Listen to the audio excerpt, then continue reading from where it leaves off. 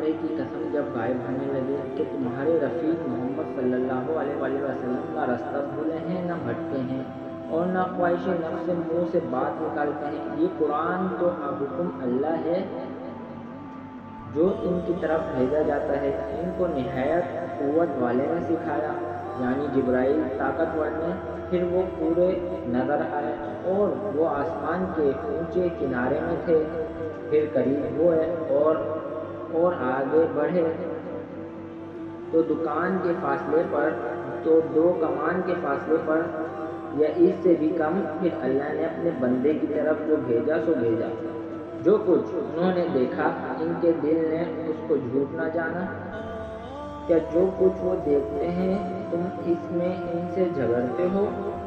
اور انہوں نے اس کو ایک اور بار بھی دیکھا ہے، پرلی حد کی بیری کے پاس، اس کے پاس رہنے کی بہشت ہے، جبکہ اس بیری پر چھا رہا تھا جو چھا رہا تھا۔ ان کی آنکھ نہ تو اور طرف مائل ہوئی اور نہ حد سے آگے بڑھی۔ انہوں نے اپنے پروردگار کی قدرت کی کتنی ہی بڑی بڑی نشانیاں دیکھی۔ بھلا تم لوگوں نے لات اور عزا کو دیکھا اور تیسرے منات کو کہ یہ بت کہیں خدا ہو سکتے ہیں؟ مشرکو، کیا تمہارے لیے تو بیٹے اور اللہ کے لیے بیٹیاں؟ یہ تقسیم تو بہت بے انصافی کی ہے۔ وہ تو صرف نام ہی نام ہیں جو تم نے اور تمہارے باپ دادا نے گھڑ لیے ہیں۔ اللہ نے تو ان کو کوئی سنت نازل نہیں کی۔ یہ لوگ محض ظن فاسد اور خواہشات نفس کے پیچھے چل رہے ہیں، حالانکہ ان کے پروردگار کی طرف سے ان کے پاس ہدایت آ چکی ہے۔ کیا جس چیز کی انسان آرزو کرتا ہے وہ اسے ضرور ملتی ہے؟ آخرت اور دنیا تو اللہ ہی کے ہاتھ میں ہے، اور آسمانوں میں بہت سے فرشتے ہیں جن کی سفارش کچھ بھی فائدہ نہیں دیتی مگر اس وقت کہ اللہ جس کے لیے چاہے اجازت بخشے اور سفارش پسند کرے۔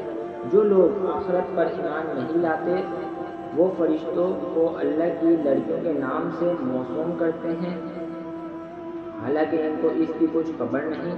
وہ صرف ظن پر چلتے ہیں اور ظن یقین کے مقابلے میں کچھ کام نہیں آتا۔ تو جو ہماری یاد سے روگردانی کرے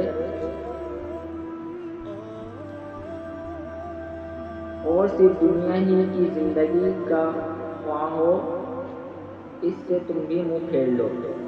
ان کے علم کی یہی انتہا ہے۔ تمہارا پروردگار اس کو بھی خوب جانتا ہے جو اس کے رستے سے بھٹک گیا، اور اس سے بھی خوب واقف ہے جو رستے پر چلا۔ اور جو کچھ آسمانوں میں ہے اور جو کچھ زمین میں ہے سب اللہ ہی کا ہے۔ اور اس نے خلقت کو اس لیے پیدا کیا ہے کہ جن لوگوں نے برے کام کیے ان کو ان کے اعمال کا برا بدلہ دے، اور جنہوں نے نیکیاں کی ان کو نیک بدلہ دے۔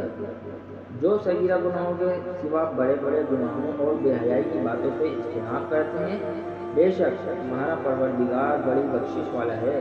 وہ تم کو خوب جانتا ہے۔ جب اس نے تم کو مٹی سے پیدا کیا اور جب تم اپنی ماؤں کے پیٹ میں بچے تھے تو اپنے آپ کو پاک صاف نہ جتاؤ۔ جو پرہیزگار ہے وہ اس سے خوب واقف ہے۔ بھلا تم نے اس شخص کو دیکھا جس نے منہ پھیر لیا اور تھوڑا سا دیا پھر ہاتھ روک لیا؟ کیا اس کے پاس غیب کا علم ہے کہ وہ اسے دیکھ رہا ہے؟ کیا جو باتیں موسیٰ کے صحیفوں میں ہیں ان کی اس کو خبر نہیں پہنچی؟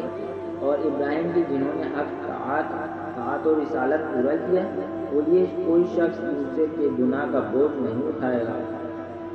اور یہ کہ انسان کو وہی ملتا ہے جس کی وہ کوشش کرتا ہے، اور یہ کہ اس کی کوشش دیکھی جائے گی، پھر اس کو اس کا پورا بدلہ دیا جائے گا۔ اور یہ کہ تمہارے پروردگار ہی کے پاس پہنچنا ہے، اور یہ کہ وہ ہنساتا اور رلاتا ہے، اور یہ کہ وہی مارتا اور جلاتا ہے، اور یہ کہ وہی نر اور مادہ دو قسم کے حیوان پیدا کرتا ہے، یعنی نطفے سے جو رحم میں ڈالا جاتا ہے، اور یہ کہ قیامت کو کسی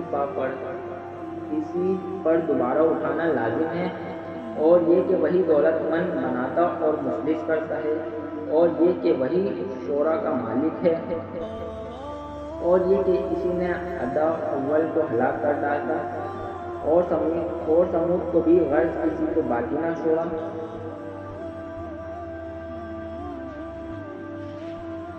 اور ان سے پہلے قوم نوح کو بھی کچھ شک نہیں کہ وہ لوگ بڑے ہی ظالم اور بڑے ہی سرکش تھے، اور کسی نے الٹی ہوئی بستیوں کو دے پڑکا، پھر ان پر چھایا جو چھایا۔